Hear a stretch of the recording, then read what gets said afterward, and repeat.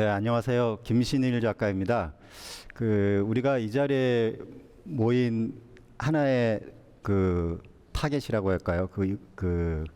계기가 사실은 달빛이 연못을 뚫어도라는 전시를 통해서 우리가 모였어요. 그래서 어떻게 이 전시가 만들어졌는지 짧게 설명을 먼저 드리고 작가님들 소개해드리고 오늘 주인공이신, 물론 모두가 주인공이지만 최진석 교수님 소개해드리겠습니다. 이 전시는 김혜다 기획자가 저한테 사실 제안을 한 겁니다. 왜 제안했냐고 물어봤더니 저보고 선생님은 평상시에 제 작업에서 선생님의 작업에서 마음의 작용이라는 부분을 많이 다뤄왔지 않냐. 근데 김혜다 기획자가 기획하고 있는 전시가 마음의 마음에 대한 문제다, 명상에 대한 문제다 해서 좀 더 제가 평상시에 제 작업에서 궁금증을 가지고 있었던 어떤 인식의 모호함 이런 것들을 마음에 작용하고 연관시켜서 전시를 해보고 싶었습니다. 그렇게 해서 이제 제가 김혜다 기획자하고 같이 리서치를 하고 해서 여기 5분의 작가님이 여기 계십니다. 그 작가님 소개를 드리면 먼저 서영선 선생님이십니다. 예. 그리고 옆에 앉아 계시면 유승호 작가님, 그리고 문서진 작가님, 안녕하세요. 이쪽으로 조현선 작가님, 그리고 박간태 작가님. 마지막으로 오늘 이 자리를 이제 가운데 앉아 계신 우리 최진석 교수님 소개를 드리려고 하는데요. 사실 제가 몇 년 전부터, 아주 오래 전입니다, 최진석 교수님을 방송을 통해 알게 됐어요.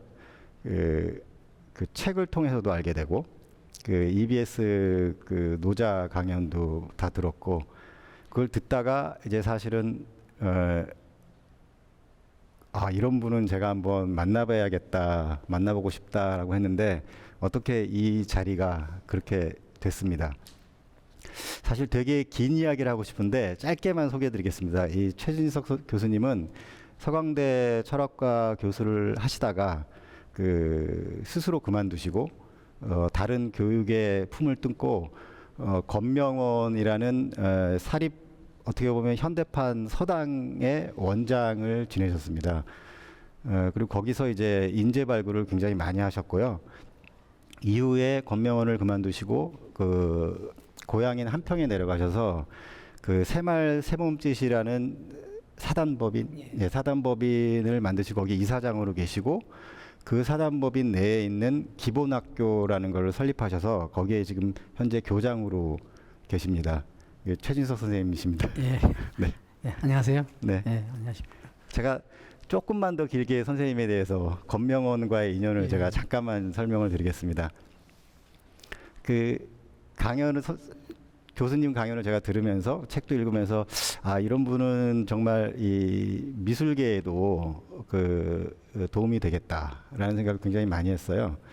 그러던 중에 김혜다 기획자하고 친분이 있었는데 제 일을 좀 도와주고 이러면서, 그래서 제가 사실 김혜다 기획자한테 권명원을 한번 가봐라, 지원을 해봐라 해서 사실은 지원을 했는데 저도 놀랐습니다. 거기 어려운 데를 붙었어요, 김혜다 기획자가. 그래서 사실은 최진석 선생님이 여기 오시게 된 겁니다. 제가 어떤 일면식이 있어서 온 게 아니라 김혜다 기획자가 없었으면은 최진석 선생님이 여기 안 계십니다. 그리고 이렇게 바쁘신 분이 제자가 어떤 일을 한다 그러니까 아무런 조건 없이 그냥 오신 겁니다. 정말 감사합니다. 예, 감사합니다. 예. 예. 그래서 처음에 어쨌든 전시를 보러 오셨으니까 전시를 전체 보신 소감이나 아니면은 선생님께서 하고 싶은 말씀 편하시게 짧게 좀 부탁드리겠습니다. 이렇게 환대해 주셔서 감사합니다. 저는 여기 온 거는 한 가지 이유밖에 없습니다. 여기 김혜다 기획자가 제 제자인 이유로. 근데 또 제자가 하는 일에는 제가 좀 가기를 좋아하거든요. 그래서 이렇게 오게 됐습니다. 와서 보니까 다이어트에도 성공했고 그다음에 이런 또 기획을 하고 있는 이런 모습을 보니까 상당히 좀 자랑스럽습니다. 예, 나한테 해다도 자랑스럽지만 해다랑 같이 공부했던 저도 자랑스럽습니다. 예, 그래서 저는 작품을 저는 보는 안목이 그렇게 뭐 세련돼 있지 못하고 그냥 예술 작품 뭐에서 무엇인가 이렇게 그 어떤 의외적인 것을 발견하는데 좀 저는 관심을 많이 둡니다. 근데 제가 생각하는 예술은 이게 작가님들 앞에서 제가 이런 말씀 드리는 게 굉장히 조심스럽지만 그래도 내가 할 수 있는 말을 할 수밖에 없으니까 저는 예술 작품을 저는 가장 예술이라는 것은 무엇이 의미가 있냐면은 저한테는 가장 높기 때문에 의미가 있습니다. 가장 높은 것이기 때문에 가장 높은 것이 의미 있다는 것은 저는 사실 이 밖에 있는 대나무는 밖에 심어져 있는 대나무는 그것이 아무리 아름다운 자태와 메시지를 보인다고 해도 제 관점에서는 그건 절대 예술일 수가 없거든요. 그건 예술적이지 않다. 그래서 나같이 뭐 그림 그리는 실력이 없는 사람이 화선지에다가 그냥 이렇게 대나무인지 소나무인지 구분이 안 될 정도로 그렇게 그렸다고 하더라도 밖에 있는 대나무보다는 제 서툰 그림이 더 예술적이라고 생각합니다. 그런데 인간은 이 세계를 소유하는 존재가 아니라 이 세계를 어루만지는 존재거든요. 그러니까 이 세계 자체를 인간은 살지 않습니다. 세계를 어루만지면서 삽니다. 이걸 이제 헤르만 헤세는 그것을 갖는 것과 알려고 하는 것 사이에는 큰 차이가 있는데 무엇인가를 알려고 하는 희미한 인식의 불꽃이 시작될 때 그는 비로소 인간이 되지.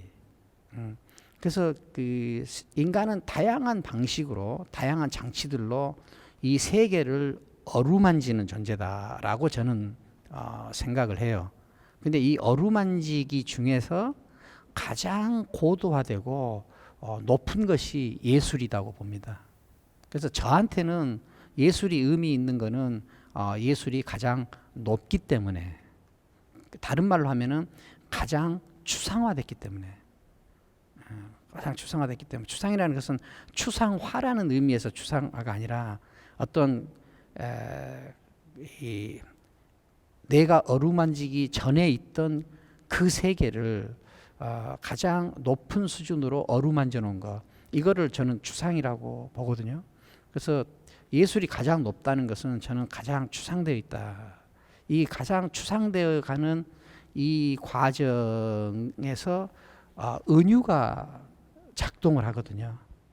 이렇게 은유의 이 과정을 거치면서 이 고도로 어루만지기가 추상화되고 그러면서 가장 높아지면 저는 예술이 된다고 생각해요.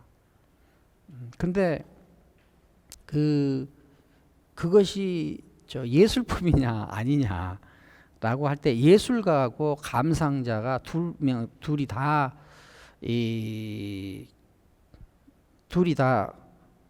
공통적으로 가져야 되는 것은 뭐냐면은 어루만지기에 대한 어느 정도 훈련이 돼 있어야 된다. 어루만지기가 어느 정도 단련되어 있어야 된다고 봐요. 그래서 이 감상자가 이 세계를 어루만지는 그 능력이 훈련되어 있지 않으면은 반고호 그림하고 이발소 그림을도 구분을 못 하거든요. 그래서 이제 반고호 그림하고 이발소에 걸어놓을 호랑이 그림하고 이렇게 두 개를 줘도 둘 중에 어느 것이 더 가치 있는지를 모릅니다. 이게 이 지성이라고 그러는데 저는 그 지성이 훈련돼 있지 않으면은, 그러니까 그 훈련된 지성을 자극시킬 예술가들의 지성은 저는 더욱 고도로 훈련되어 있어야 된다, 정련되어 있어야 된다고 저는 봐요. 그래서 그 훈련된 지성이 훈련되지 않은 지성은 그 예술품 앞에서도 이렇게 아무런 변화를 느끼지 못하거든요. 그런데 이제 훈련된 지성은 예술품 앞에 서면은 이런 그 호흡이나 맥박의 어떤 그 루틴이 무너지죠. 그리고 고르던 호흡이 무너지고 고르던 맥박이 무너지거든요. 그래서 불균형에 빠집니다. 이 감상자가 예술품이 주는 압도적인 힘에 의해서 불균형에 빠지는 피폭력 상태. 저는 이거를 이제 감동, 예술품으로부터 얻는 감동이라고 생각하는데요. 그래서 이 어루만지기가 고도화된 예술품에는 어떤 그 압도적인 힘이 내재되는데 그 압도적인 힘에 의해서 감상자는 무너지게 돼 있다. 단 감상자가 어느 정도 지적으로, 지성적으로 혹은 어루만지기로 훈련돼 있을 때. 그런데 그러면은 그 예술품이 가지고 있는 압도적인 힘이란 건 무엇인가? 그것은 어디서부터 오는가? 저는 제 관점에서는 예술품에는 반드시 예술품이 압도적인 힘을 행사하는 어떤 원초적인 어떤 그 처소, 근원은 저는 의외성이라고 봐요. 의외성. 그래서 저는 일단 의외적이지 않으면은 예술적이지 않다 보거든요. 그러면은 그 의외성은 어디에서 나오는가? 그걸 우리가 이제 일반적으로 흔히 하는 말로 고유함에서 나온다고 그러거든요. 고유함에서 나온다. 고유함은 어디서 나오느냐? 결국은 나한테서 나오는 수밖에 없거든요. 나한테. 그래서 저는 저는 예술의 기본 정신은 무엇인가를 봤을 때 저는 그 베토벤의 일화에서 저는 발견을 합니다. 베토벤이 피아노 연주를 준비하고 있었어요. 그런데 그 친구 펠레우스가 와가지고 베토벤 악보에다가 신의 가호가 있기를 이렇게 써줍니다. 그러니까 베토벤이 화를 내면서 그 악보를 집어 던지고 그 친구한테 욕을 하면서 친구를 내쫓아 버려요. 그러면서 베토벤이 뭐라고 부르짖냐면은 내 연주, 내 음악에는 나만 존재한다. 신의 가호 따위가 무엇인가? 나는 신의 가호 따위는 필요 없다. 내 음악에는 나만 존재한다. 라고 일갈하고 부르짖거든요. 저는 이것이 저는 그 예술의 기본 정신이라고 봐요. 그래서 그 작품이 어떤 의외성으로 만들어진 압도적인 힘을 행사할 수 있도록 정련된 상태가 저는 그 예술적인 레벨이라고 보는데, 그러면 그때 그런 정련을 하는 주체이면서 그다음에 그 정련 과정에서 승화되는 한 대상으로서 존재하는 그 자기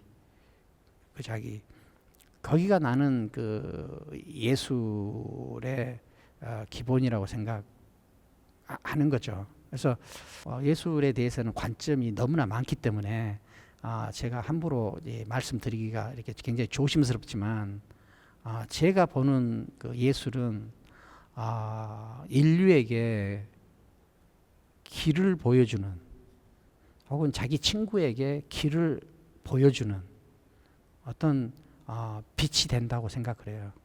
제가 생각하는 그 예술품은 혁명가의 깃발이 될 수도 있고 어떤 또 시대의 신호등이 될 수도 있고 그 다음에 길을 안내하는 향도가 될 수도 있고, 그 다음에 그 스스로 순례자도 될 수 있고, 그러면서 예술적인 높이에 이르지 못한 사람들에게 위로를 제공하고, 그 다음에 빛을 찾게 하고, 궁극적으로는 자기 그 예술품으로부터 충격을 받아서 자기 자신을 확인할 수 있게 하고, 저는 그렇게 한다고 생각을 하면서 예술을 대하고 있습니다. 저는 오늘 와서 이게 예술품을 감상하면서 굉장히 그 작품들이 전부 다 굉장히 자기가 분명한 작품들이더라.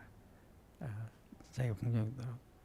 그다음에 이분들은 여기 오늘 오신 작가들은 누구하고는 한 번도 타협이란 것을 해본 적이 없고, 타협을 할 생각도 하나도 없는 사람들이다. 그래서 저는 오늘 이렇게 김혜다 기획자 때문에 왔지만, 저도 이렇게 존경할 수 있는 예술가들을 만나고, 그다음 그 작품들을 만날 수 있어서 제가 예술적으로 조금이나마 더 승화된 기분을 맛봤습니다. 네, 감사합니다. 그러니까 여기 우리 5명, 저도 사실 작가입니다. 그러니까 우리 6명은 이 시대의 선구자들이 동의하십니까? 저는 실제로 그렇게 생각해요. 예술이 그 정도로 가치 있다고 생각합니다. 근데 말씀을 듣다 보니까 여러 가지 이야기를 이게 도출해낼 수 있을 것 같은데, 제가 꽂힌 부분은 추상화하고 추상화시킨다, 은유적이다, 그리고 의외성, 이 부분이었는데요. 추상이라는 것이 뽑을 추의 형상상자잖아요. 그래서 사실 거기에는 대단한 관찰이 기본이 되어야 된다고 생각을 해요. 왜냐하면 관찰을 해서 특성을 뽑아내는 거니까. 그런데 제 생각에 예술에서 추상화를 통해서 관찰을 하고 특성을 뽑아내다 보면 각자가 관찰하던 방식이나 시선이 다르니까 자연스럽게 의외성은 나올 수 있다고 보거든요. 근데 이 관찰하는 방법이 문제일 수도 있을 텐데, 혹시 그런 특별한 방법적인 게, 이게 너무 직설적인 질문이지만 노장사상에서 뭐 어떤 시야를 넓히거나 이런 방법적인 게 있을까요? 저는 다른 철학자들 이야기를 하는 걸 별로 좋아하지 않아요. 그러니까 뭐 노자가 뭐라고 했든지 장자가 뭐라고 했든지 나한테는 그렇게 큰 중요한 문제가 전혀 아니고요. 근데 저는 회화나 음악이나 이런 데 모두 다 적용할 수 있지만, 이 시인, 이제 중국에서 시인을 보는 자라고 그러거든요. 보는 자, 본 사람. 그런데 그러면 우리는 다 본다고 하는데, 그 보는 자가 왜 시인 정도의 높이에 이르느냐? 우리는 본다고 하지만 이 보는 사람은 굉장히 희귀해요. 예술가들의 가장 큰 특징이 뭐냐면은 본다는 거거든요. 이 본다는 것, 우리가 뭐 영화 있죠. 아바타인가? 거기 나비족들이 I love you, 나는 당신을 사랑한다는 말을 I love you 하지 않거든요. 거기서는 I see you 그럽니다. 네, 맞습니다. 네, 나는 당신을 봅니다. 이렇게 우리는 내 손을 보십시오. 그러면은 손을 본다고 생각하지만 손을 보는 사람은 굉장히 드물어요. 그래서 예술가가 되는 거예요. 여기 손을 보십시오. 그럼 거기 있던 시선을 여기까지 붙이는 것이 보는 거거든요. 그런데 대개는 여기 오다가 자기가 가지고 있는 집단이 공유하는 어떤 판단 기준을 가지고 이 손을 여기까지 오다가 판단합니다. 판단하고 이 시선을 거두어 가요. 그래서 우리는 본다고 하지만 사실은 보는 게 아니라 다 판단하고 있거든요. 판단하고 있어요. 이 판단하는 이런 일에 빠져 있는 사람들을 우리는 일반인이라고 하고 그런 사람들한테는 예술가라는 칭호를 도저히 붙일 수가 없죠. 그런데 어떤 이상한 사람들은 다른 사람들은 판단하고 여기서 시선을 다 거두어 가는데 어떤 사람들은 이 시선을 여기까지 붙이는 사람들이 있어요. 여기까지 붙이는 사람들. 이거를 본다고 하거든요. 그 다음에 이제 붙인 다음에 바로 붙이기까지만 해도 매우 드문 사람인데 붙인 다음에 어떤 사람은 시선을 여기다 머무르게 해요. 여기서 이제 어떤 예술이랄지 과학이랄지 하는 데서 나오는 아주 그 중요한 개념이 집요함이라는 게 여기서 나옵니다. 집요하게 여기에 시선을 갖다 붙이고 이것과 갈등을 일으켜요. 이걸 우리는 관찰이라고 하거든요. 이걸 관찰이라고 해요. 그러니까 그 예술 이 관찰 이 손을 여기서 넣고 관찰을 한다. 관찰을 하면서 이걸 관찰하면은 관찰이 깊어지다 보면은 내가 가지고 있었던 판단 장치하고는 판단 장치를 통해서 아는 인식과는 전혀 다른 차원이 전개가 돼요. 그러니까 이 손이 판단 대상으로 있을 때 손이 무너지고 판단하던 내가 무너지거든요. 그래서 여기서 이 주관하고 객관이 동시에 무너지면서 새로운 세계가 펼쳐지는데 그 새로운 세계가 펼쳐지는 것을 저는 문자로 표현하면 시가 되고 그다음에 물감으로 표현하면 회화가 되고 나무로 표현하면 나무나 돌로 표현하면 조각이 되고 이걸 소리로 표현하면 저는 음악이 된다고 저는 보죠. 그래서 그런데 여기서 굉장히 이 관찰에서도 굉장히 자유로운 관찰이 가능한 이유는 뭐냐면은 그리고 자유로운 창조가 가능한 이유는 뭐냐면은 관찰하는 주체는 이 세계에서 유일해요. 유일해. 그래서 이 유일한 주체하고 그 유일한 주체가 관찰한 이 대상이 만들어내는 어떤 전혀 이것도 무너지고 이것도 무너져서 전혀 다르게 만들어지는 새로운 상. 그 새로운 상은 이제 이 세상에 없던 상이 드러나게 되는 거죠. 이런 없던 상이 이 새로운 없던 상이 드러났다는 것은 인간 삶의 영토를 확장해 줬다는 뜻이거든요. 여기서 이제 예술가들은 이 일반인들에게 영토를 확장시켜 주는 역할을 하게 되는 거예요. 그래서 예술가가 영토를 이게 식민지를 늘려주는 거예요. 영토를 확장해 주니까 그런 의미에서 저는 예술가가 위대하다, 가장 높다, 지배자 위치에 있다. 이제 그렇게 저는 표현하는 거죠. 그러니까 저는 이 관찰이라는 것은 예술 그다음에 과학에서 가장 핵심적인 거다. 그러면은 누가 관찰을 할 수 있느냐? 누가 관찰을 할 수 있느냐? 누가 관찰을 할 수 있느냐? 누가 진짜 예술가가 될 수 있느냐? 관찰을 할 수 있느냐? 관찰을 집요하게 행하는 그 과정을 통과하지 않은 과학은 있을 수가 없고 그 과정을 통과하지 않은 예술은 있을 수가 없는데 그럼 누가 관찰을 하냐? 그건 뭐냐면은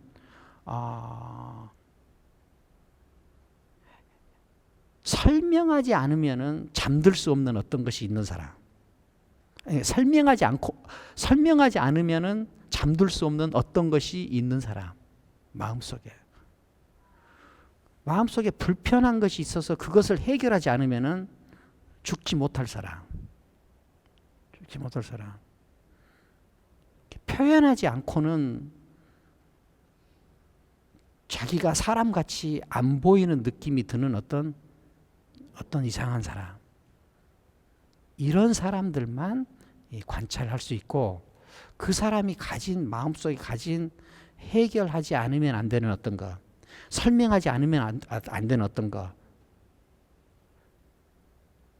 표현하지 않으면 안 되는 어떤 것, 이런 것들이 이제 그 작품의 의외성이랄지 아니면 메시지랄지 아니면 빛이랄지 깃발을 만들어내는 것이다. 저는 이제 그렇게 봅니다. 저는 그 이제 제 말을 줄이겠습니다. 근데 원래 좀 말이 많은 사람인데 말이 줄는데 이렇게 작품 활동을 저는 좀 문장은 좀 다루는 일을 좀 했지만 이렇게 이런 회화랄지 이런 예술은 한 번도 해본 적이 없어요. 저는 어떤 것에 대해서 말하는 사람보다 그것을 하는 사람이 더 위대하다고 생각합니다. 근데 오늘 제가 여기 와서 이미 작품 활동으로 이렇게 큰 성취를 보이신 분들 앞에서 제가 이렇게 말씀을 하는 거는 제가 말을 하면서도 굉장히 송구스럽습니다. 이건 나중에 해다가 책임져야 될 문제고 그래서 제가 그냥 근데 저는 제가 생각하는 것을 그냥 말할 수 있도록 허락을 받았다고 생각하고 그냥 이렇게 말씀을 드리니까 좀 불편하시거나 또 좀 가짜거나 그러셔도 좀 이해를 해주시면 감사하겠습니다. 아닙니다. 절대 그건 아닌 것 같고요. 근데 제가 사실 질문이 생겼어요. 그 관찰에 대한 이야기를 듣다가 이 손을 보라 그랬을 때 이것이 이쪽을 보다가 오기도 전에 도착하기도 전에 자기의 판단으로 이루어진다고 하고 이제 시인이나 작가들은 이것을 좀 더 보려고 이 자체로 그러니까 판단을 유보하거나 이것을 없애려고 하는 거겠죠. 사실 이상적으로는 그것이 맞긴 맞지만 그랬을 때 새로운 주객이 사라지면서 뭔가 새로운 엄청난 의외성이 드러날 수 있을 거라고 저도 믿고 있습니다. 한 번도 그렇게 돼보진 못했지만 근데 사실 실제 작가님들이 활동할 때는 이것을 그대로 보려고 하시는지 아니면은 이것을 보면서 나름대로 여기에 자기의 해석이 더 들어가시는지 전 그게 사실 좀 궁금해요. 저는 그대로 보려고 해도 이게 어쩔 수 없이 제가 해석이 들어가면서 이런 해석은 좀 더 가치 있을 것이다라는 믿음을 가지고 이걸 보거든요. 그러니까 이걸 어떻게 보면 비전이라고도 할 수 있는데 세상을 그냥 있는 그대로만 이렇게 보는 거는 또 중요하지만 자기가 가지고 있는 비전으로 해석하면서 보는 것도 중요하잖아요. 그래서 잠깐 다른 분들은 어떤 생각을 가지고 계신지 이 바라보는 시선이 조금 궁금해졌어요. 제가 생각하기에는 저는 어떤 작업을 처음에 시작할 때 선생님 말씀하실 때는 내 작품은 나만 존재한다. 아까 그런 말씀하셨었는데 그거는 이제 결론에서는 그럴 거라는 생각에 좀 동감을 좀 하는 것 같고요.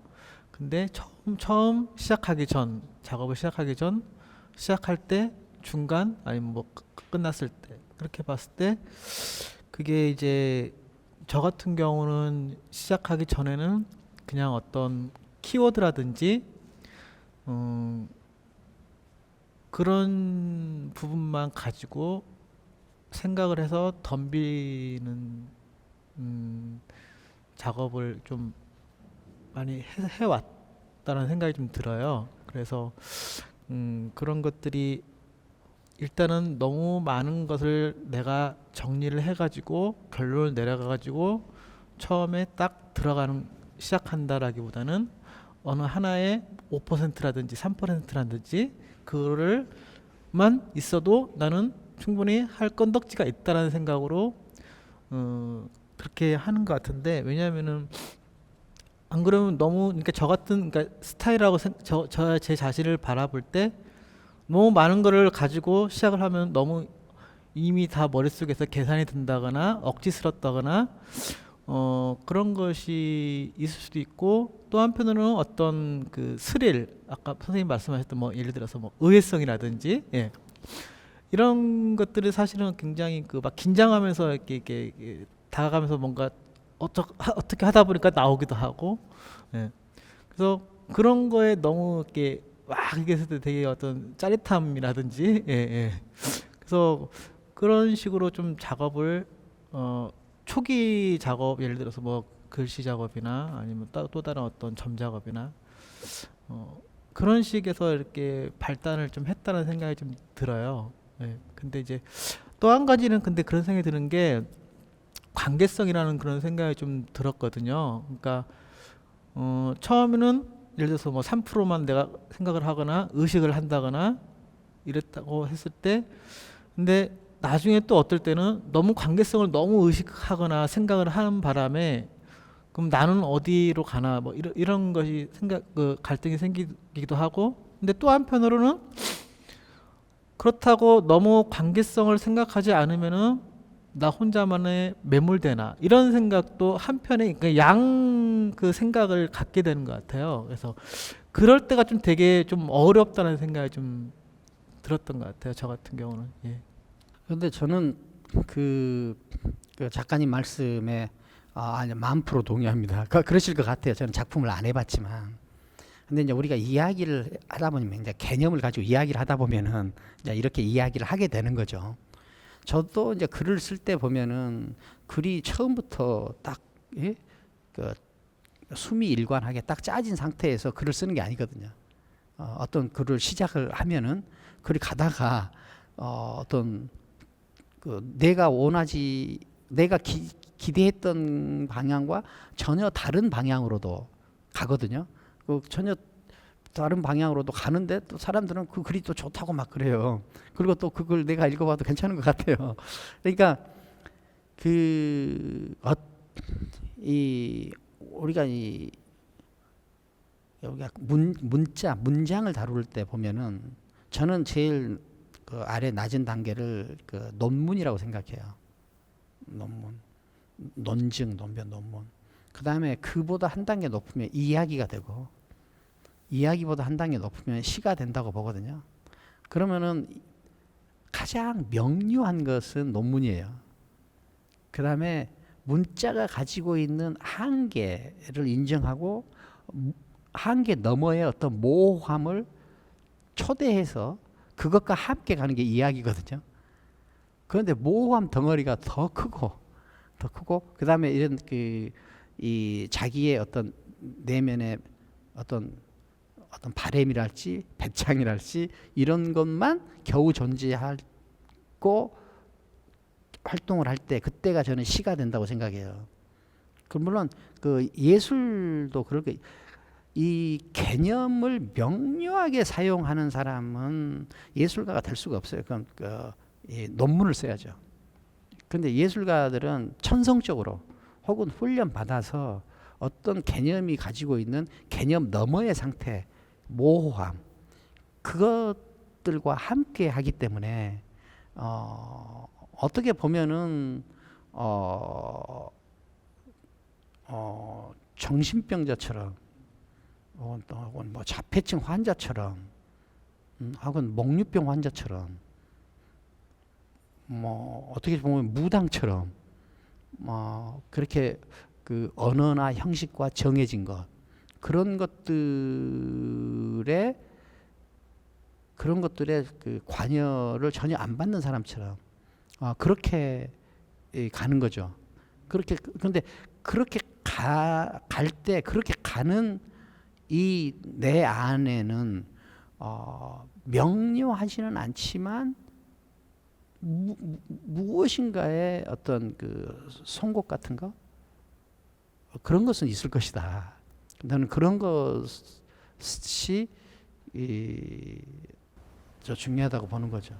근데 저는 그 빗대서 다른 분을 생각하면 요즘 예를 들어서 한국의 젊은 작가들 뭐 한 30대 정도 이렇게 어떤 흐름이라고 해야 되나 그런 걸 봤을 때 형식적인 거나 완성미나 이런 것들은 굉장히 훌륭한데 무엇을 얘기하려고 하는지 또는 말씀하시는 것처럼 뭐 모호하다라든지 추상적이다라든지 근데 모호하거나 추상적이다 하더라도 어떤 메시지나 이런 것들이 있어야 될 거라는 저는 생각을 하는데 도무지 모르겠다는 그런 생각이 들어서 왜 그러지? 나랑 세대가 너무 달라서 그런 건가? 이런 식으로 결국에는 이렇게 뭐 약간 포기를 하거나 그런 경우들도 좀 있거든요. 예. 예. 근데 저는 그 예술에 주는 가장 큰 가치는 개념의 지배를 받지 않는다는 거거든요. 그리고 사실 저는 작가가 스스로 무엇을 그리는지 모르고 그려도 된다고 생각해요. 왜냐하면 작가는 어차피 자폐증 환자고 어차피 무당이고 어차피 정신병이 있으니까 그 작가는 어떤 그런 것이 자기한테 분명히 해석이 안, 그러니까 예수는 자기가 분명히 해석되지 않으면서도 빛이 될 수 있다는 것에 저는 그 의미가 있다고 보거든요. 예, 그러니까 저는 이 관찰을 강조한 이유도 관찰이 집요해지면은 어떤 단계에서는 자기가 더 모호해져 버리거든요. 그렇지만 자기는 존재하는 그런 상태가 예술이지 않을까라고 저는 생각합니다. 그 모호성이라는 단어가 나왔습니다. 이 단어가 사실 전시에서 어떻게 보면 키워드 중에 하나인데요. 그 교수님께서 말씀하셨던 것처럼 논문에서부터 시까지 가면서 사실 어떻게 보면 모호성의 증대라고도 볼 수 있다고 볼 수 있을까요? 예. 근데 사실 그 모호성의 증대일 수도 있고 이 그렇죠. 모호성의 증대죠. 그래서 모호성의 증대가 뭐로 나타나는 게 여백의 증대예요. 논문은 치밀하거든요. 근데 이야기에는 작가가 일부러 구멍을 만들어 놔요. 이 만들어진 이 구멍에만 감상자가 초대될 수 있어. 논문은 우리가 이야기할 때 논문은 디펜스라고 하거든요. 논문 심사를. 거기는 공격과 방어만 있는 거예요. 그러니까 초대 환대는 있을 수가 없어. 그런데 이야기에는 그 구멍이 있단 말입니다. 이걸 우리는 모호성이라고 할 수 있죠. 이야기하지 않은 부분, 이야기하지 않은 이야기. 그건 모호성으로 남죠. 그런데 시는 이 모호성이 더 커요. 모호성이 더 커지면서 문자를 넘어서 그래가지고 그 여백에 뭐가 담기냐면 소리가 담겨요. 그러니까 전혀 이질적인 것이 참여해버릴 정도로 그 자체가 가지는 모호성의 영역은 커져버리는 거죠. 그러니까 그 문자들 사이에 일부러 배치한 이런 공간들 속에 이야기에는 없던 소리까지 들어가. 얼마나 모호하면은 지가 아닌 것이 들어와 있어. 지가 아닌 것이. 그렇게 하면서 저는 시가 된다고 보고. 소리요, 선생님? 네, 소리. 전 설이라고 들어가지고. 네. 설이라고 하면 더 멋있을 것 같아요. 그 갑자기 저 스티브 잡스가 한 말이 기억이 났습니다. 그 자신이 대학을 중퇴했잖아요. 근데 대학교 다닐 때 유일하게 좋아했던 수업이 있었대요. 캘리그라피 수업이었는데 거기서 자신은 캘리그라피를 하면서 문자하고 문자 사이를 봤다. 그 사이에 자기는 꽂혔다는 말을 들었거든요. 그러니까 그런 시야가 어쩌면은 이게 사이가 사실 보이는 공간은 아니잖아요. 이게 되게 모호한 공간인데 문자는 어떤 정의된 무엇이고, 근데 정의되지 않은 무엇을 보려고 했던 이분의 자세가 여기 드러난 게 아닐까 라는 생각이 들었어요. 모차르트도 그런 얘기를 합니다. 네. 음악은 음표와 음표 사이에 존재한다. 네. 좀 맞습니다. 비슷한. 네, 저도 그 얘기 듣고 두 가지 이야기가 굉장히 통한다는 얘기를 들었습니다. 생각해서 들었습니다. 그 모호함 얘기를 조금 더 연결해 가고 싶은데요. 사실 교수님 말씀하신 것처럼 논문에서부터 시 아니면 논문에서부터 작품으로 갈수록 모호함이 좀 커진다라고도 볼 수 있는데, 그래서 우리 시각 예술가들이 한 작품들도 나름대로의 개념이 있고 감성을 가지고 작업을 하지만 결과적으로 드러나는 것은 그 모호하기 때문에, 그 결론이 안 나기 때문에 어떻게 보면 다음 날 또 작품을 만들고 이런 것에 연속이 될 수 있을 수도 있다고 보거든요. 근데 그 모호함이라는 그 성격이 어떻게 드러나는가, 그러니까 왜 모호함이 생기는가, 제 나름대로 그냥 한번 생각해 봤는데 저는 이런 생각이 들었어요. 그러니까 우리의 그 작가들이나 어떤 인간의 생각이나 어떤 감성, 이런 것들은 질적인 면이 강한데 이 질적인 면이 작가들이 행하는 그 작품이라는 양적인 면으로 자신의 감정이나 생각 이런 것들을 옮기려고 하다 보면 당연히 질과 양은 100% 합쳐질 수가 없다고 생각을 하거든요. 그러니까 내가 당신을 사랑합니다 할 때 그 사랑의 양을 모르니까 자꾸 여기서 프로포즈도 하고 뭐 이벤트도 만들고 그러잖아요. 그러다가 순간 감동이 되면 이제 뻥 터질 것 같은데, 그래서 이게 질과 양이 서로 100% 환원이 안 되니까 이게 모호하니까 자꾸 여러 시도를 하는 것 같아요. 이거를 맞추려고. 내가 나로 있어야 되니까, 내 의도를 맞추려고 해야 되니까 자꾸 맞추려고 하다 보는데 그게 안 되니까 이제 어쩔 때는 약간 소위 말하는 미친 짓도 하게 되고, 그래서 어쩌면 의외성도 나올 수도 있을지도 모르겠다고 생각을 하는데요. 그 어찌되었든 작가들이 만든 모든 작품들은 그 모호성을 어느 정도 가지고 있는데, 제가 이 전시에서 조금 주목을 했던 부분은 그 모호성을 결과적으로 그냥 가지고 있는 작가들이 있고, 자신이 인식하지 않건 하건, 그리고 그러지 않고 그 모호성을 그냥 이렇게 적극적으로, 그러니까 능동적으로 끌어안고 그것의 경계를 한번 보려고 하는 작가들이 있는 것 같아요. 근데 저는 여기에 모인 그 5분의 작가들은 그 부분을 나름의 시각으로 이렇게 끌어안으려고 하는 면이 있다고 저는 해석을 했습니다. 그래서 이렇게 제가 조명도 잘 쓰지 않는 이런 조명으로 했는데, 작가님들께서는 어떻게 이 전시에 대해서 생각하시는지, 모호성에 대한 이야기를 좀 해주시면 더 좋고요.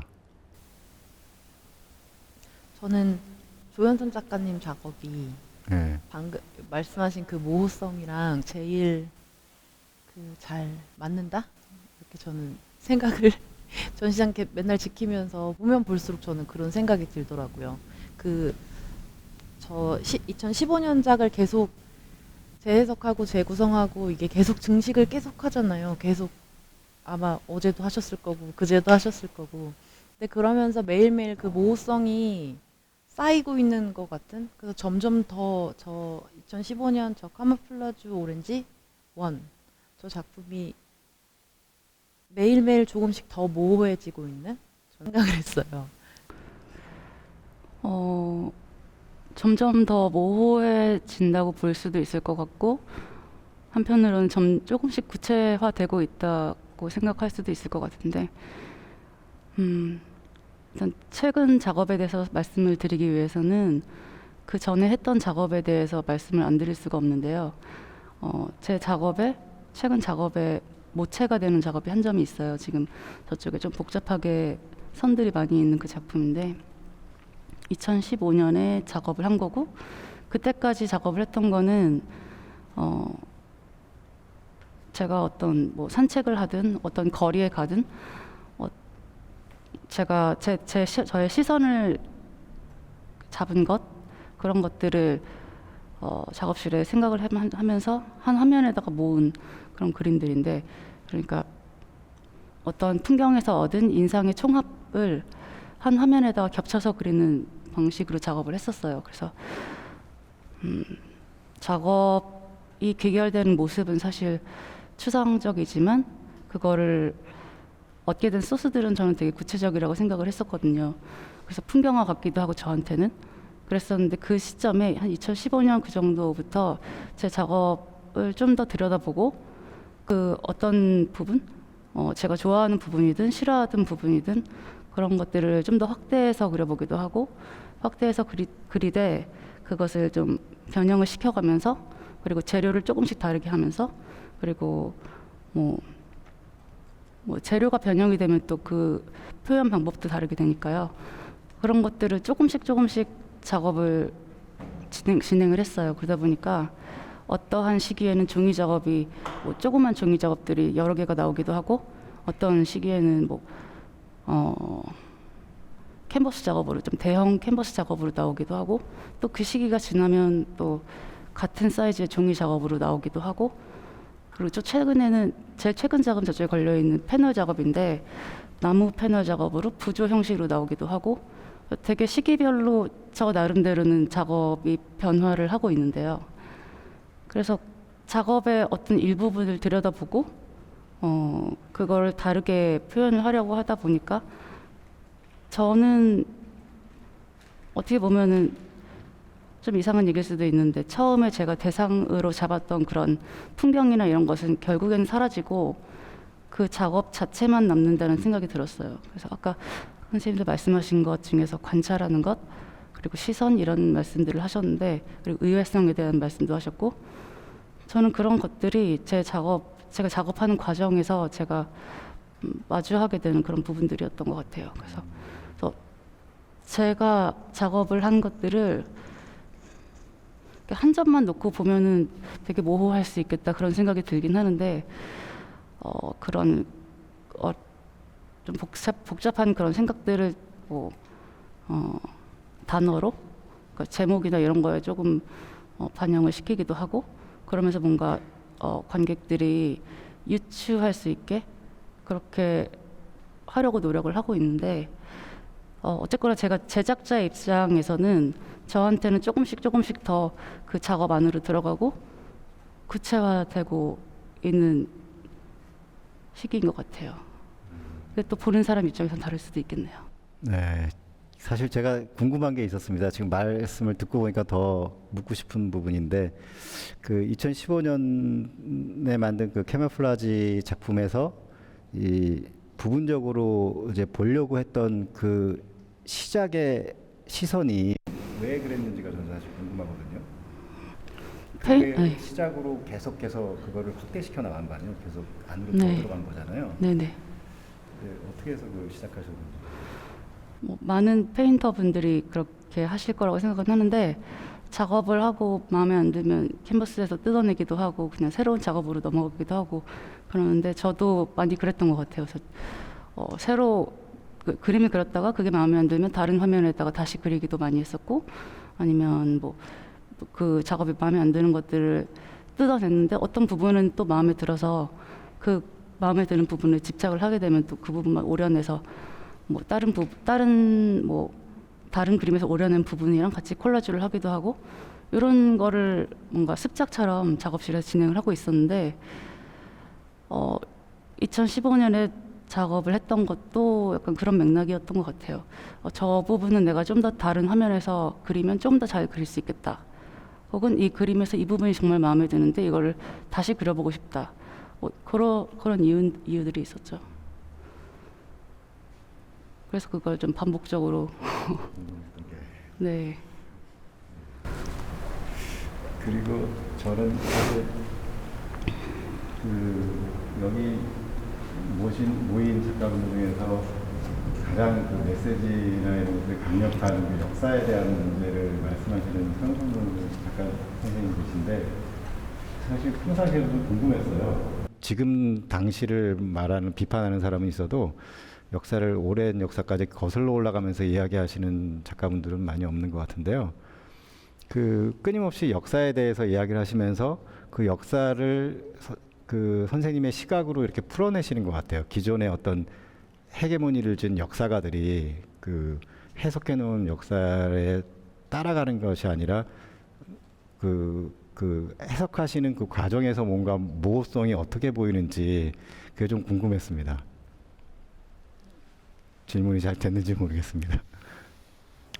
오늘 얘기 나온 주제들 중에 하나하고 연관지어서 하면 역사가 좀 모호한 것 같아서 그러니까 제가 다루는 이런 역사적 내용들은 뭐 크게 이렇게 개념으로 잡은데 뭐 조선 초기 단종 억울하게 죽었고 조선 왕조 실록 중에 가장 그 실록답지 않은 허구적 소설처럼 쓰여진 실록, 그게 단종실록이고 또 제가 다루는 전쟁에 대한 50년대 한국 전쟁에 대한 내용도 기록해야 될 걸 기록 안 하고 있는데 우리는 다 알고 있다고 생각하고 있는.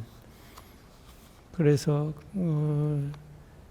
뭐 얼마 전에 어떤 작가들하고 얘기하는데 저는 이제 50년대에 그 가난함을 전쟁 이후에 피폐된 거를 어렸을 때 본 세대하고 지금 8, 90년대에서는 전쟁이라는 것 자체를 겪어보지 않고 이제 그냥 사실로서 역사적인 사건으로서만 이해하는 거가 얼마나 큰 차이가 있는지. 그러니까 같은 역사적 사건이라 하더라도 결국 주체자인 사람의 경험에 따라서 그 역사적인 사실은 층이 굉장히 다르게 이해되고 있기 때문에 그 편차를 생각한다면 명확한 역사적 사실을 설명을 하고 서로 소통하기는 굉장히 힘들다는 걸 제 자신이 이렇게 제가 그럴진데 전쟁 때 직접 겪은 그 윗세대들은 아마 더 그냥 잊고 사는 거죠, 역사라는 거를. 그럼으로써만이 그 사건을 그냥 받아들이고 사는 것뿐이 방법이 없는 게 역사인 거인. 그러니까 뭐 조금 앞으로다 전부 이렇게 거슬러 돌아가면 아까 시와 글과 또 예술의 한 형식인 그림이나 음악이나 이런 얘기하고 비교를 해서 보면은 오늘 우리가 얘기하는 그 모호함이라는 것도 결국은 어떤 거에 대한 모호함이거든요. 어떤 확실한 것 또는 확증적인 거라고 할 수 있는 것에 대한 모험인데 그 확증적인 거를 어디에 드느냐에 따라서 굉장히 유동적인 그 모성의 범위도 넓어지고 모성이라는 개념 자체도 있는가? 그냥 유동적인 어떤 현상만 있는 건 아닌가? 이런 질문을 좀 갖게 된 것 같습니다. 아까부터 제 앞에 저 그림이 박관택 선생의 저 그림이 아주 모호한 그림이 이렇게 땅콩 반쯤 자른 것 같은데 밑에 점이 있음으로 해서 머리카락 같기도 하고 그리고 저게 또 날려서 다시 또 사람 모양이 나오기 때문에 저거를 사람으로 확신하게 되는 이런 그 다른 현상 때문에 그 사실을 그 모호함을 확실하게 믿어버리게 되는 이런 유동적인 현상들이 아마 제가 오늘 이렇게 그 최 교수님께서 처음에 얘기해 주신 우리의 감각이 그 보는 사람과 뭔가를 만들어낸 사람의 그런 그 사물 자연에 대한 어루만짐 속에서 예술이 이제 탄생하고 있는 그런 부분이 대단히 흥미롭다고 생각을 해요. 제 같은 경우에는 이제 그것이 매체에서 오는 끝없이 제가 봤던 아까 선생님이 말씀하신 그 손바닥에 대한 거를 예를 든다면은 그 손바닥에 내 눈을 좀 가까이 가기 위해서 분명히 저 앞에 저 색이 있는데 그 색을 물감은 다른 물질이란 말이에요. 저 앞에 있는 현상과 이거는. 그래서 자꾸 물감을 버무려 보는 겁니다. 그거에 일치시키려고. 근데 한 번도 그걸 보고 그대로 칠해서 되는 일은 없어요. 왜냐하면 그 물질의 현상과 이 물질의 오브제어는 전혀 다른 재료도 다르고 현상도 다르기 때문에 그러니까 결국은 그 어루만짐은 작가에게 있어서 어떻게 이루어지냐면 계속 한번 칠해보고 그걸 기준 삼아서 그 다음에 다른 비슷한 색을 만들어서 거기다 다시 칠해보면 내가 본 그 손바닥에 가까이 갈 수 있지 않을까 하는 거를 끊임없이 해보는 거죠. 아마 여기에 그 미디어를 다루는 분들도 방법은 다르지만 편집이라든가 이런 데서 수없이 반복해서 자기가 갖고 있는 그 기준, 뭔가 자기가 있다고 생각한 기준, 어떻게 보면 모호성에 반대되는 것이죠. 자기가 주제의식 또는 자기가 표현하고 싶은 어떤 현상, 뭘 봤다고 느낀 것, 확실하게 자기 몸속에 있는데 저걸 본 내 느낌이 있는데 그 느낌을 저쪽에다가 전달해서 저렇게 빗으로 해서 비춰서 전기라는 에너지를 통해서 나올 때 나오는 그 차이, 구성, 시간, 특히 그런 시간에 대한 문제 이런 것들은 작가의 그 어루만짐이 경험이 많고 또는 경험을 많이 하거나 또는 자기가 노력을 많이 하면은 그 어루만짐에 가까이 가서 보는 사람에게도 보는 사람이 평소에 사물을 봤던 느낌들하고 일치가 점점 가까워지는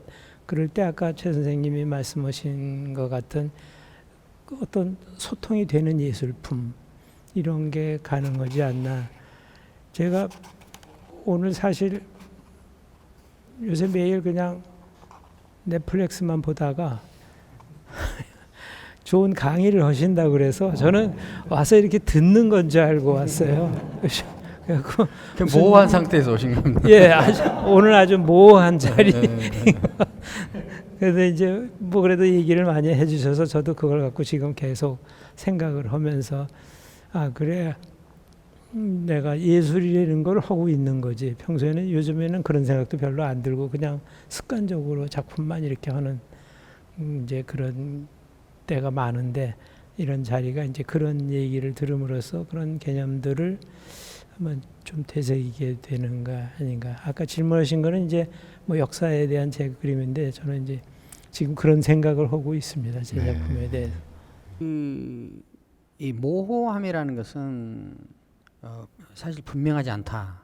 그다음에 경계가 선명하지 않다. 이것을 모호함이라고 하잖아요. 근데 저는 인간은 건너가는 존재라고 생각해요.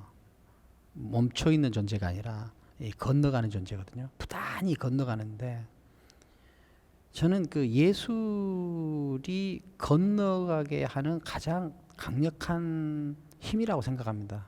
멈춰 있는 인간을 건너가게 자극하는 가장 강력한 힘이라고 생각해요. 근데 이 건너갈 때는 항상 명료하게 해석된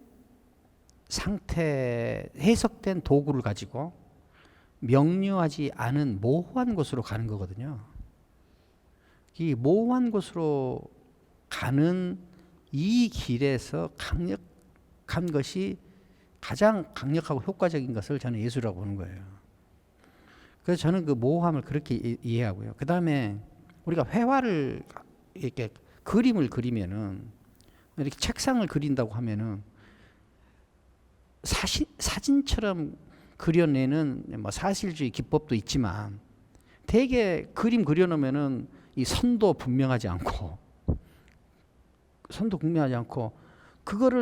그것을 책상을 그려놔도 다 책상 같지 않아요. 책상 같지 않아. 근데 왜 책상 같지 않게 그래야 더 책상이냐면은 더 책상이 되기 때문에 그렇게 그리거든요. 그러니까 저는 예술은 그냥 그러니까 감상만 하고 뭐 이렇게 물론 감상이 굉장히 중요하지만 그 감상 과정에서 저는 알지 못한 진실을 드러나게 한다고 생각을 해요. 그러니까 이 터치 그냥 막 이렇게 거친 터치들 막 이런 걸로 그려낸 책상이 더 책상이기 때문에 그렇게 그리는 거지. 그런 모호함이 우리가 기존에 가지고 있었던 책상의 영역을 더 넓혀주기 때문에 그게 의미가 있지. 지금 저 사람을 그려놓은 것도 보십시오. 저 사람 테두리도 없고 뭐 사람이 비율도 잘 안 맞고 막 이렇게 그리잖아요. 근데 왜 그렇게 그리냐면은 그것이 더 진실에 가깝기 때문에 그러거든요. 우리한테 알려지지 않은 진실. 그것을 보여주기 때문에. 그래서 모호함이 그 힘이라고 생각해요.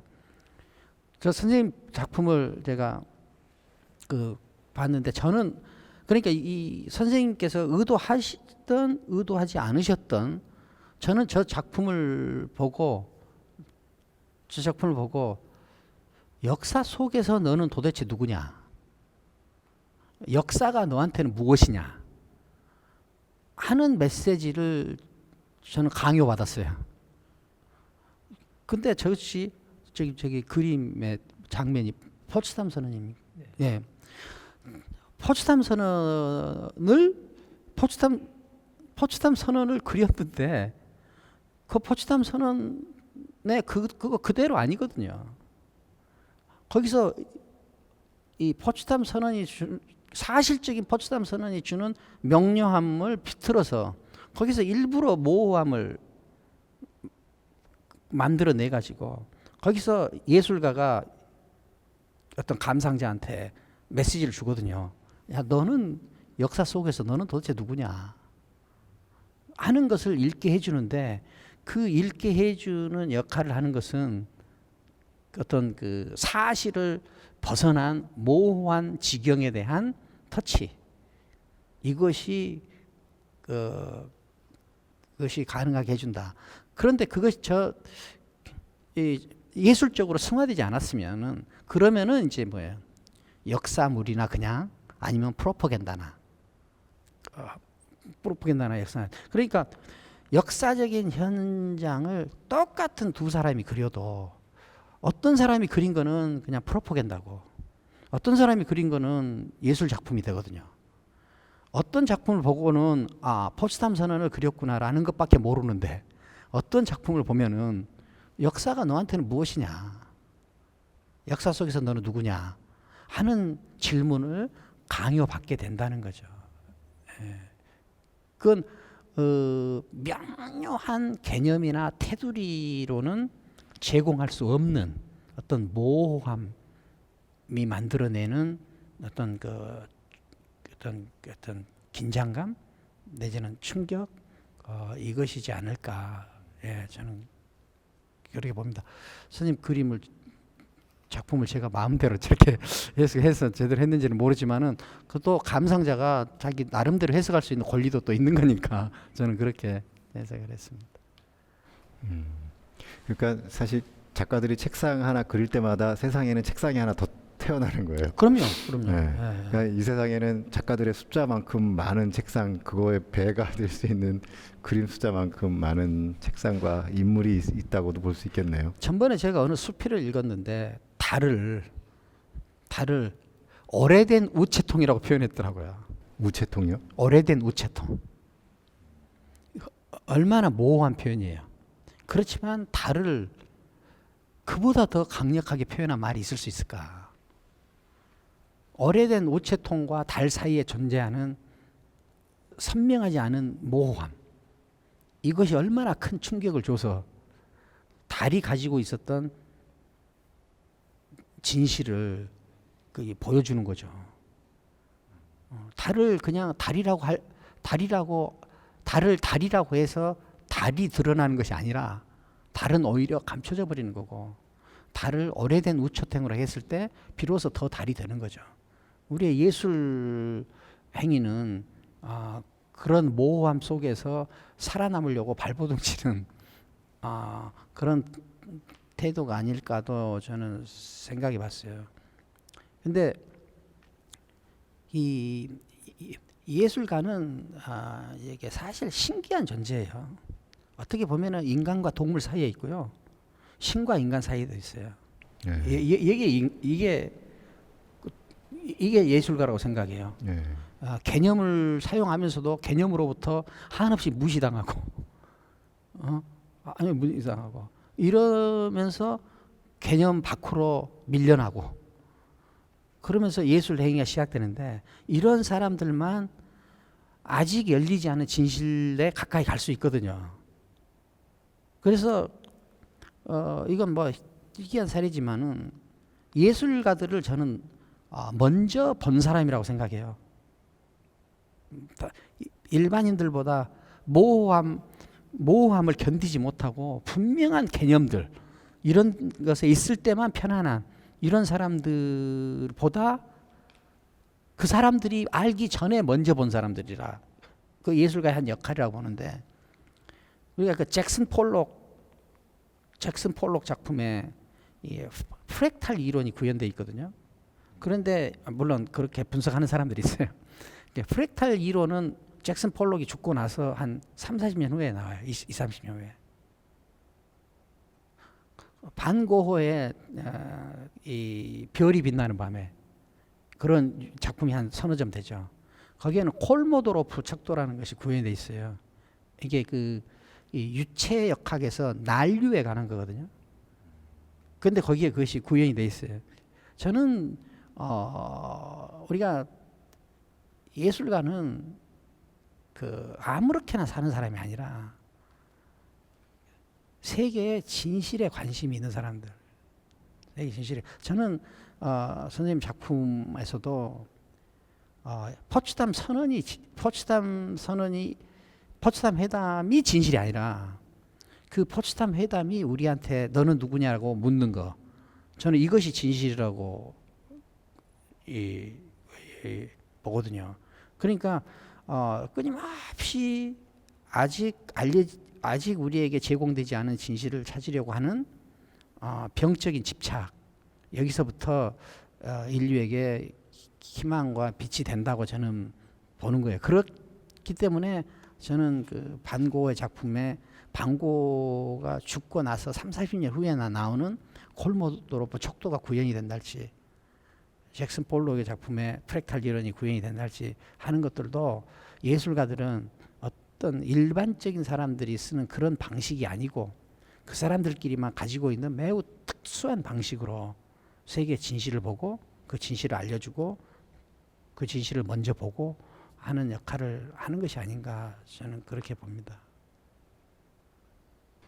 그래서 저도 가끔 학생들한테 여러분들은 예술가 직업을 선택한 거를 자랑스럽게 생각해야 된다 이렇게 말을 많이 합니다. 예술가는 네. 자랑스럽습니다. 예. 저는 그 예술가로 태어나지 않은 것을 제일 제일 열등감을 느끼고 삽니다. 아직도 늦지 않으셨습니다. 그 듣다 보니까 이제 그 박관택 작가님 작품도 자꾸 제 머릿속에 떠올라요. 교수님 이야기를 듣다 보니까 그 이미지 자체에 대한 그 어떤 접근이 거기에 대한 자체에 대한 물음이 있다가 보니까 이게 미디어에 있는 것을 어떻게 2D에 이게 드로잉으로 한번 옮겨볼까. 미디어라는 어떻게 보면 확실한 것을 2D의 어떤 드로잉이라는 약간 모호한 걸로 옮겨볼까라는 그런 시도로도 저는 읽혀지는데, 그러니까 이미지 자체가 워낙 모호하니까 그것을 나름대로 해석하는 거라고도 전 느껴졌거든요. 맞나요? 제가 본 게 모르겠네요.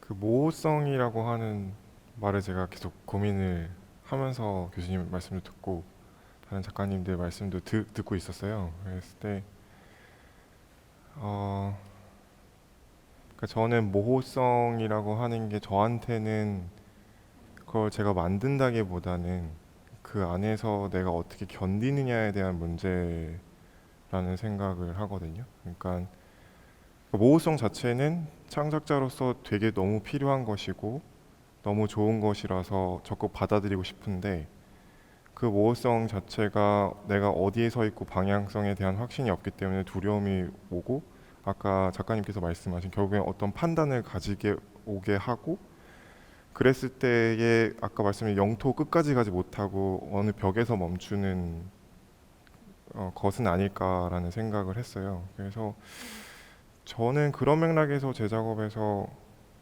모호성에서 견디기 위해서 여러 가지 변수를 스스로 적용한다고 생각하거든요. 그거는 제가 그 모호성을 견뎌야 하는 기준을 만들기 위한.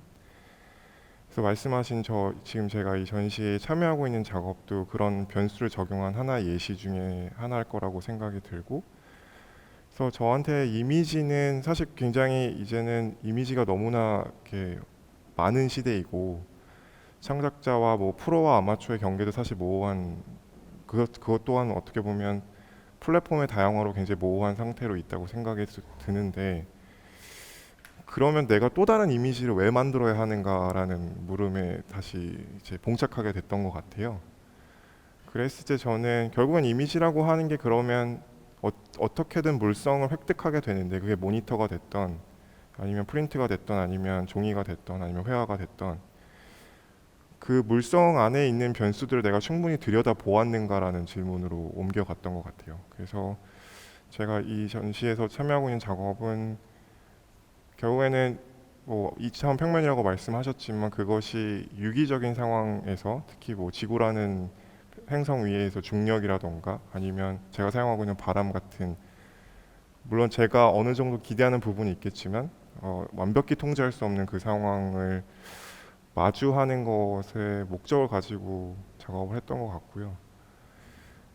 그래서 네, 뭐 그런 측면에서 저는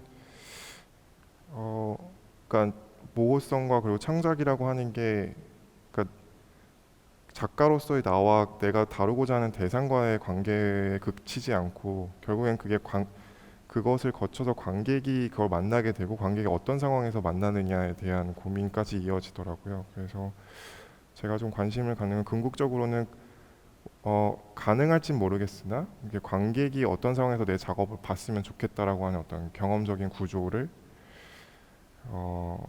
만들고 싶다라는 좀 생각을 가지고 작업을 진행하고 있는 것 같습니다. 제가 몰랐던 부분, 물론 아직 작가님 작품에 100% 많이 이해 못했지만 그 중력까지도 이미지에 적용시킨 것 같은 그런 인상을 받았어요. 그러니까 환경, 그런, 그러니까 오죽 거기서 안 풀렸으면 중력까지 하셨을까 하는 생각도 듭니다. 그 작가님들이 한마디씩 다 하셨는데 그 유일하게 안 하신 분이 한 분 계세요. 그래서 제가 그 질문을 안 드릴 수가 없습니다. 그리고 사실 작가 조사를 하면서 김혜다 기획자가 이제 문서진 작가님이란 분이 우연히 이 작품을 보게 됐다. 그래서 저한테 보여줬어요. 그래서 같이 전시를 보러 갔다 왔는데 이제 그때 전시하고 있었잖아요. 제가 오래간만에 참 뭉클한 느낌을 받은 작품이에요. 그 어떻게 한 여인이 그 한겨울에 얼어붙은 강가를 걸어서 삽으로, 소위 말하는 삽질을 한 달 했나요? 한 달 반 했나요? 이제 삽질만은 한 달 하고요. 체류는 한 달 반 정도 네, 했습니다. 그러니까 삽질을 한 달 동안 하루도 안 쉬고 하셨죠? 네. 네, 한 달 반 있었기 때문에 중간중간에 쉬었지만 네. 총 한 달 가량. 그것도 아침에 해 뜨면 가셔서 해 질 때까지. 좀 게으르기도 했습니다. 고백하자면 네. 게으른 날도 있었습니다. 네. 근데 그러면서 만들어 놓은 것이 문서진 작가님의 섬이에요. 그런 문서진 작가님이 하나의 섬을 만들었다고 저는 생각을 해요. 그리고 거기에는 환경의 문제도 이야기할 수도 있을 것 같고, 또 저의 일기를 이렇게 읽어보니까 맨날 일기 쓰셨잖아요. 거기에 오서 오는 죽을 수도 있다라는 그 불안감, 해빙이 되면서 얼음이 갈라지면 내가 여기에 빠져서 죽을 수도 있다라는 그 얼음이 깨지는 소리를 들으면서도 갔다 그랬잖아요. 근데 그때 얼마나 몸이 이 거부를 했을 텐데 이거를 그 몸으로 다시 이거를 극복하려고 했던 것 같거든요. 그래서 이거는 인식의 모호함 이런 것이 문제가 아니라 그 자체로 그냥 몸이 그냥 가서 모든 것을 감싸 안는 듯한 느낌이 좀 들었어요. 좀 부연 설명을나 아니면 제 생각이 맞는지. 네. 저도 오늘 관객처럼 와서 선생님들 하시는 말씀 되게 공감을 많이 하면서 계속 듣고 있었는데, 그러면서 이제 했던 작업들을 어떻게 했었나 이런 거를 이제 복귀하면서 또 한편으로는 듣고 있었는데요.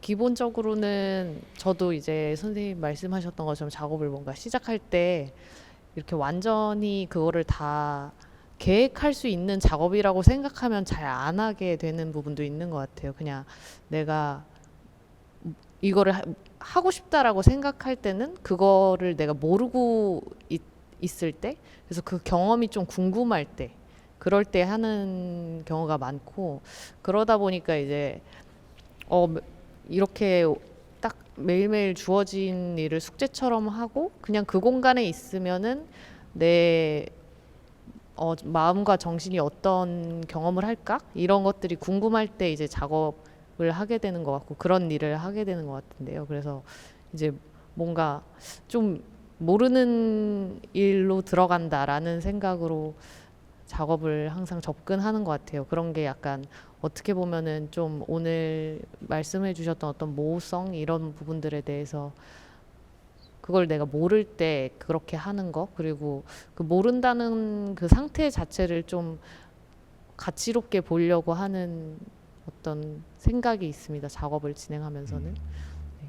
그리고 뭐 그 살아있는 섬 눈 쌓았던 작업들에서는 뭔가 과정 중에 계속 내가 모른다라는 사실을 계속 인지하는 작업이었던 것 같아요. 그런 과정들을 경험하면서 한편으로는 그 환경을 또 학습하고 알아가는 부분이 있지만 그 학습이 결국에는 내가 모를 수밖에 없는 존재구나 여기서 이런 것들이 있었고 정말로 얼음 밑에서 이렇게 그 이제 우르르 얼음이 깨지는 소리를 듣는데 나는 이거에 대해서 정확히 어떠한 상태인지 알 수 없고 그래서 이게 무너질지 안 무너질지 모르고 무너진다면 언제 무너질지 모르고 그리고 막 이렇게 진짜 그 공간에 있으면 날씨가 이렇게 눈 오는 날에는 진짜 가시거리가 한 이 정도밖에 안 나오는데 거기를 이렇게 헤치면서 일을 하는 그런 느낌들이 들거든요. 근데 그럴 때 또 느껴지는 감각들 이렇게 시각이 차단됐을 때 오는 어떤 그 청각적인 예민함 그리고 거기서 우르릉 소리가 나는 거 약간 이런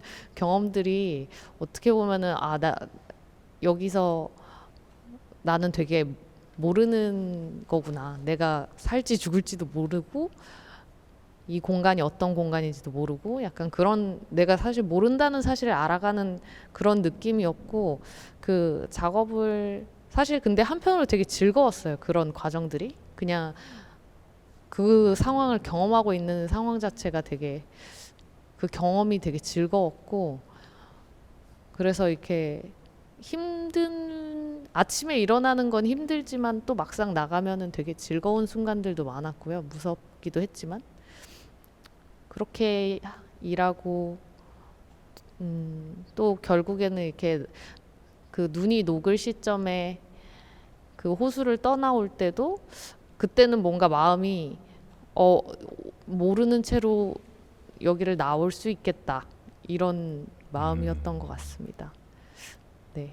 근데 또 말씀 듣다 보니까 막 그렇게 작업을 또 구현하는 과정에서는 그때 경험들을 다시 이제 어루만지는 과정으로 이제 다큐멘테이션들을 정리를 했었거든요. 그럴 때는 또 이제 서영 선생님께서 말씀해 주셨듯이 그때 그때 내가 받았던 인상과 가장 비슷한 형태의 기록 방식은 뭘까 이런 것들을 또 고민하게 됐던 그런 순간들을 또 생각하게 되고 했습니다. 말씀을 들으면서. 네. 또 하시겠어요? 만약 기회가 되면? 저거요? 네. 근데 비슷한 어떤 형태 그러니까 이렇게 뭔가 몸으로 어떤 작업을 하거나 할 때 사실 그런 거를 좋아해서 하는 거여서 뭔가 이렇게 몸으로 또 체험하고 또 알아가고 하는 작업이 있으면 즐겁게 할 것 같아요. 네. 그러니까요. 저는 잠깐 깜짝 놀랐습니다. 어떻게 이렇게 힘들고 모호한데 거기서 즐거움이 나올까? 저도 거기서 즐거움이 좀 있기는 한데 그건 뭔가 알아갈 때 아무리 모호하지만 조금 알아가는 느낌이 조금 들 때 그럴 것 같거든요. 즐거움은.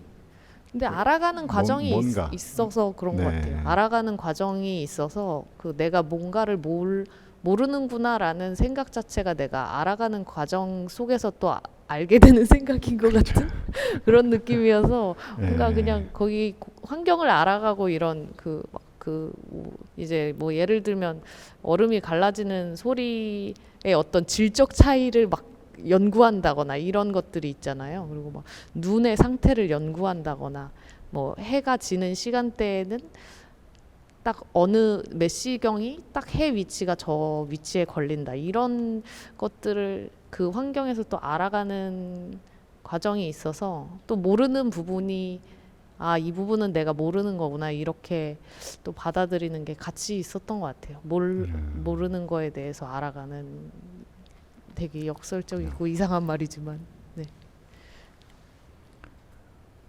감동적이었습니다. 어쨌든 작품이 진짜. 네.